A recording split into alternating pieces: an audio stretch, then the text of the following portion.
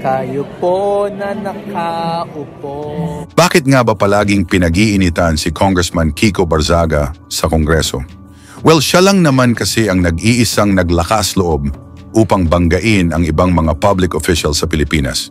Pero bago natin siya husgahan, kilalanin muna natin si Kiko Barzaga sa totoong buhay at bakit nga ba bigla siyang sumulpot at nanalo sa eleksyon. Ano-ano ba ang kanyang nagawa sa Pilipinas?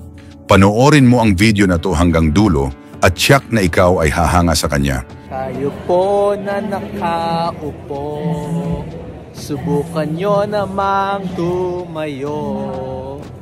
At baka mamyaw.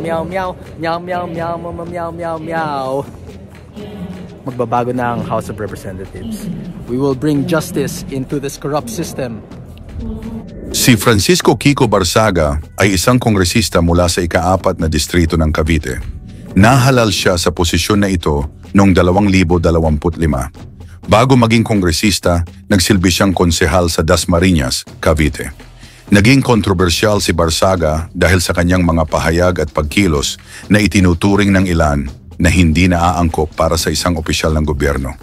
Ilan sa mga ito ay pagtawag sa pagbibitiw ni Pangulong Marcos Jr. Nagprotesta si Barzaga sa Forbes Park at nanawagan para sa pagbibitiw ni Pangulong Marcos Jr. dahil sa mga aligasyon ng korupsyon. Aligasyon ng korupsyon sa flood control projects. Nagpahayag si Barzaga ng mga aligasyon tungkol sa korupsyon sa mga proyekto ng flood control na nagdawit sa ilang mataas na opisyal. Pagiging huli sa ethics hearing, inamin ni Barzaga na nahuli siya sa ethics hearing dahil naglaro siya ng computer games noong gabi bago ang pagdinig. Inakusahan si Barzaga ng paglabag sa Code of Conduct. Para sa mga opisyal ng publiko dahil sa mga posts sa kanyang Facebook page na di umano'y hindi naaangkop. Si Barzaga ay kilala sa kanyang pagiging kritiko sa kasalukuyang administrasyon at sa mga tradisyonal na politiko. Ang kanyang mga pahayag at pagkilos ay nagdulot ng iba't ibang reaksyon mula sa publiko, kung saan ang ilan ay itinuturing siyang isang matapang na kritiko, habang ang iba naman ay nakikita siyang isang naghahanap lamang ng atensyon. Si Francisco Kiko Austria Barzaga ay ipinanganak noong Setyembre 12, 1978.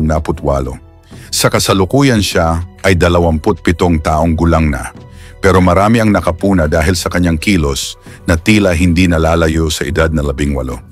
Nag-aral si Barzaga sa De La Salle University Dasmariñas noong taong 2022 upang kumuha ng kursong Political Science. Gayunpaman, huminto siya netong 2025 sa kanyang ikatlong taon dahil sa mga demands ng kanyang tungkulin bilang konsehal at kandidato sa Kongreso. Congress Meow Posacat Vlog. Kakatapos lang ng Indigenous People Budget Hearing and masyadong pumasok sa Congress ngayon. Masyadong magawa kaya nag-file ako ng divorce bill. Lagi na akong inaaway ng asawa ko kaya maghiwalay na kami. Joke lang. To all the ladies watching, Congressman Kiko Barzaga is single and ready to mingle. But all jokes aside, please support my divorce bill. This is very helpful to the victims of abuse and neglect.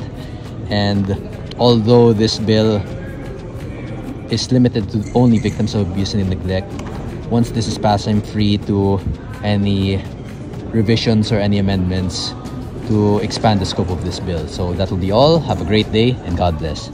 Meow. Meow. Marami ang natutuwa kay Barzaga dahil sa ginawa sa Kongreso na tirahin ang mga tiwali, kabilang ang mga Marcos sa pangunguna ni Martin Romualdez. Si Barzaga ay kilala bilang Gen Z fighter. Walang takot sa mga sinasabi at binabangga. Pero hindi din naman lahat ay natutuwa sa kanya. Marami din ang nababahala sa kanyang pagbulgar ng mga nagyayari sa Kongreso. Sa kanyang social media accounts ay mapaanood ang mga kinahihiligan ni Barzaga katulad ng pag-aalaga ng mga pusa sa kanilang tahanan.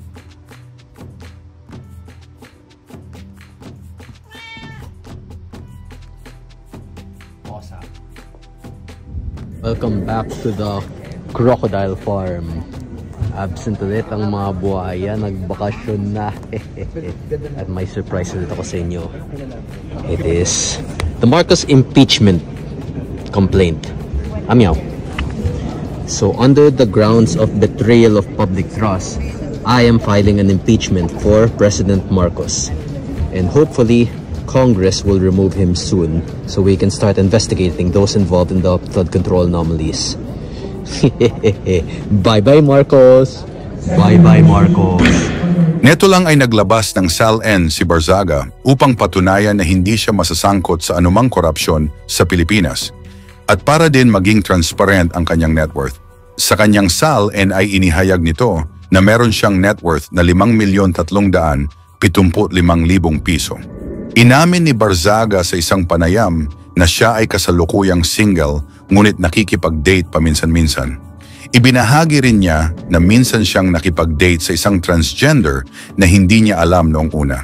Sa kanyang interview din sa media, inamin ni Barzaga na nahuli siya sa ethics hearing dahil naglaro siya ng computer games noong gabi bago ang pagdinig.